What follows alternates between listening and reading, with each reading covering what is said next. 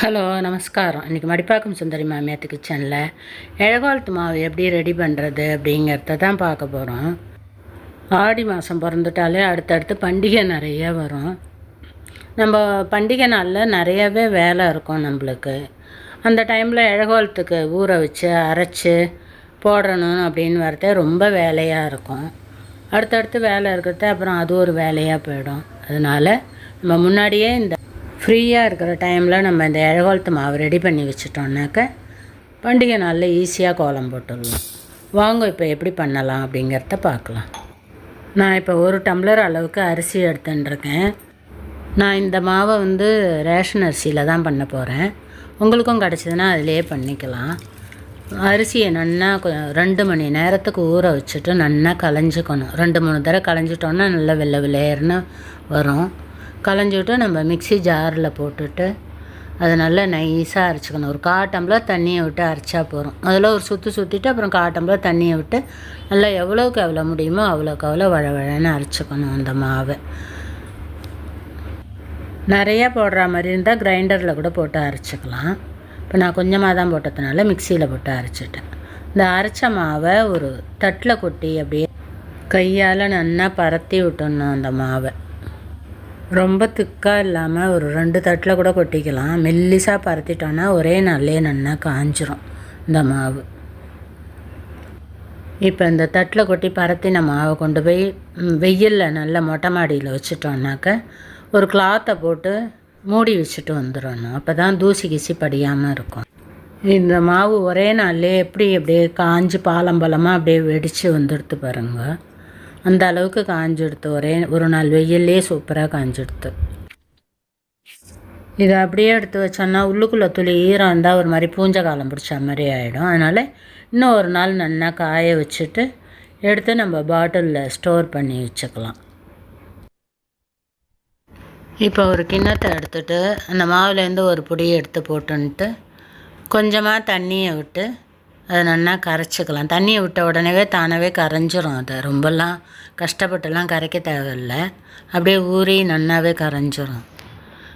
இதை எடுத்து இப்போ நம்ம அப்படியே கோலம் போட்டுடலாம். தேவையான அளவுக்கு தண்ணியை விட்டுட்டு ரொம்ப நீர்க்கவும் இல்லாமல் ரொம்பவும் கெட்டியாகவும் இல்லாமல் மீடியமாக கரைச்சிக்கணும். இந்த பதத்துக்கு கரைச்சிக்கணும்.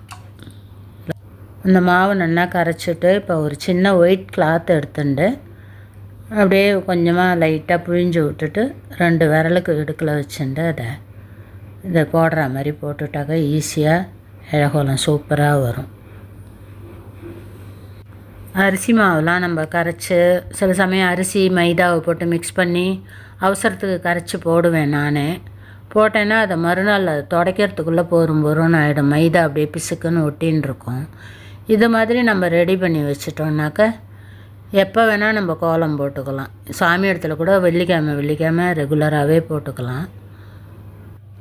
ஒரு ஈர துணியை வச்சு துடைச்சோன்னாக்க ஈஸியாக துடைக்கிறதுக்கு வந்துடும். நல்லா இந்த மாதிரி போடுறத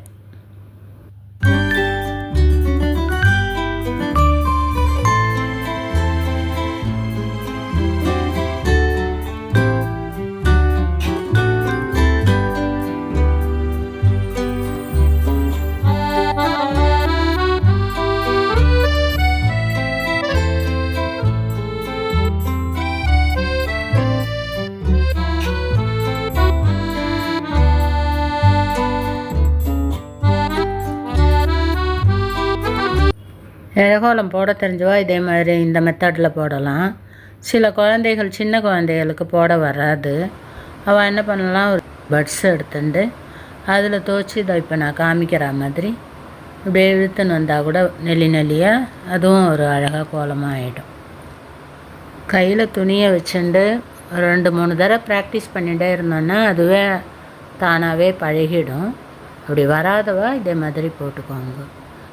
ஃபஸ்ட் டைம் போடுறதே கொஞ்சம் கோணக்க வரும். இப்படி போட நாளடைவில் சரியாக போட வந்துடும். இதே போல் ஃப்ரீயாக இருக்கிற டைமில் மாவை ரெடி பண்ணி வச்சுன்ட்டு நாள் கிழமையில கோலம் போட்டுக்கோங்க. இந்த வீடியோ உங்களுக்கு பிடிச்சிருந்ததுன்னா லைக் பண்ணுங்க, ஷேர் பண்ணுங்க, சப்ஸ்கிரைப் பண்ணுங்க. தேங்க்யூ ஃபார் வாட்சிங். நெக்ஸ்ட் வீடியோவில் பார்க்கலாம்.